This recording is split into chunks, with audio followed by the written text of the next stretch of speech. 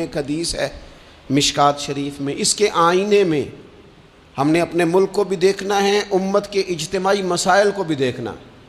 نبی اکرم صلی اللہ تعالیٰ علیہ وسلم کے الفاظ کی روشنی میں ہم سب نے اپنے اپنے لیے راہ کا تعین کرنا ہے۔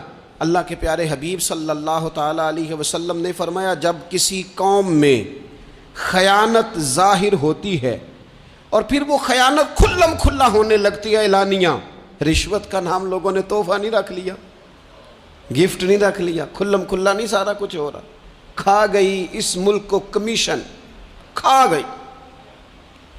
یعنی جو آدمی جس کو پیرے پہ بٹھایا تھا نا، پیرے دار بنایا تھا، وہ کمیشن ایجنٹ بن گیا۔ جس کو بٹھایا تھا نا کہ تو راہبر بن جا، وہ راہزن بن گیا، اس نے تھوڑا تھوڑا کر کے بیچنا شروع کر دیا، تھوڑا تھوڑی سوداگری شروع کر دی۔ میرے رسول اکرم صلی اللہ تعالیٰ علیہ وسلم فرمانے لگے، جب کسی قوم میں خیانت ظاہر ہوتی ہے اور کھلم کھلا ہونے لگتی ہے تو اللہ تعالیٰ اس قوم کے دلوں میں اس کے دشمنوں کا خوف اور ڈر ڈال دیتا ہے۔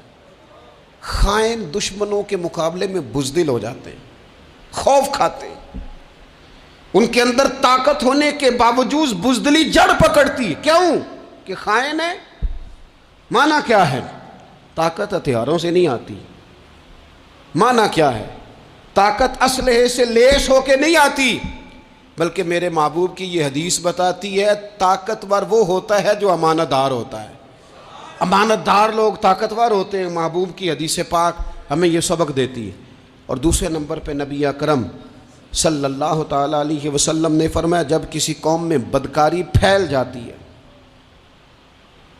اور عام ہو جاتی ہے، حضور علیہ الصلوۃ والسلام فرماتے ہیں پھر اس قوم میں بکثرت موتیں ہونے لگتی، بسوں کی بسیں الٹ گئیں،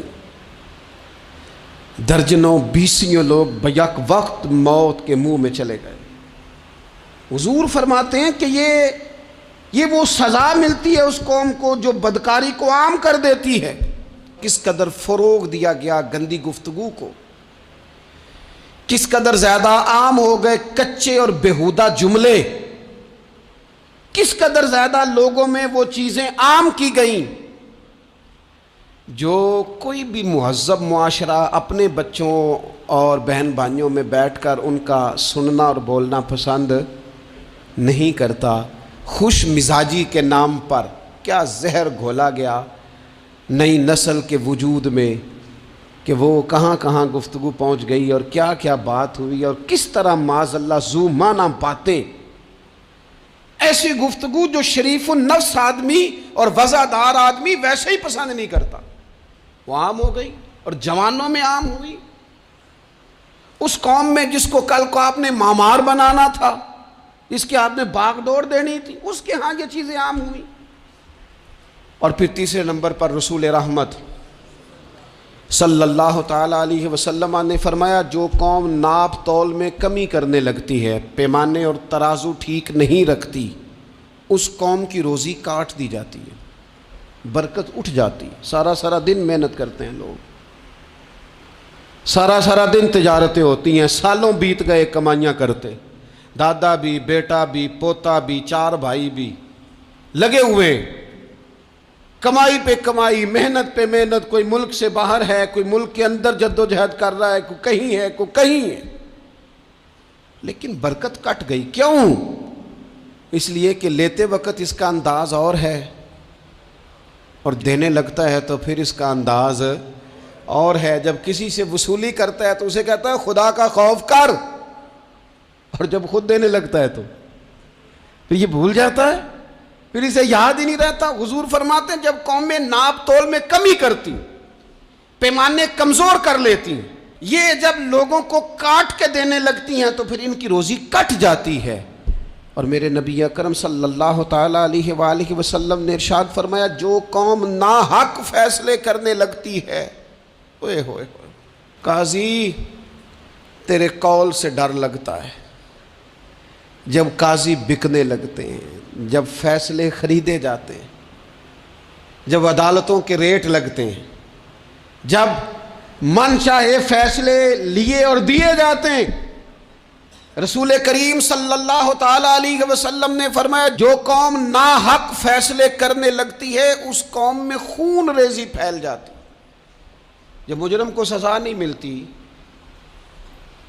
تو پھر میں نے دیکھا ہے کئی دفعہ وہ لوگ جو بڑے اچھے طریقے سے تھرو پراپر چینل گئے تھے کہ میں دروازہ کھٹکھٹاؤں گا عدالت کا، لیکن جب وہاں سے انصاف نہ ملا تو پھر قلم اٹھانے والے ہاتھوں میں بندوق آئی، پھر محبت بانٹنے والوں نے نفرتوں کے جملے بولے، پھر لوگوں نے کہا حق مل نہیں رہا تو اب چھینیں گے.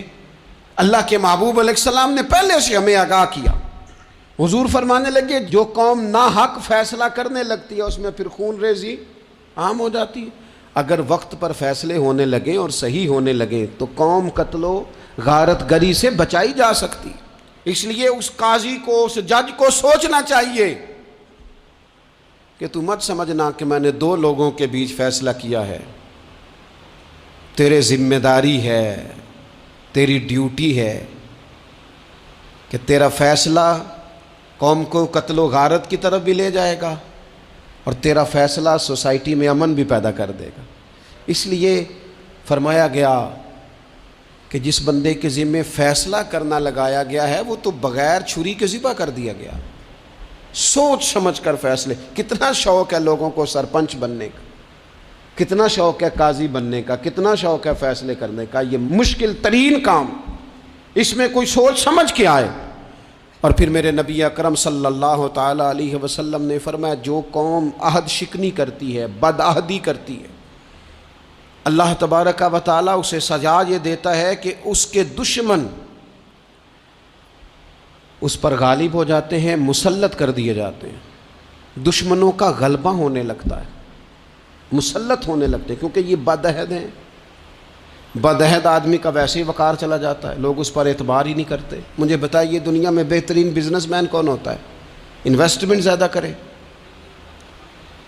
دنیا میں بہترین بزنس مین کے جو اصول لکھے ہیں، بہترین تاجر، بہترین کاروباری بندہ وہ ہوتا ہے جس پر لوگ اعتبار کریں، جس کا مارکیٹ میں اعتبار ہو، جس کے بارے میں کہا جائے سودا ٹھیک دیتا ہے، پیسے وعدے پہ دیتا ہے، یہ انسان ٹھیک ہے، جس پر اعتماد کیا جائے، جس کی شہرت ٹھیک ہو، وہ بہترین بزنس مین ہوتا ہے.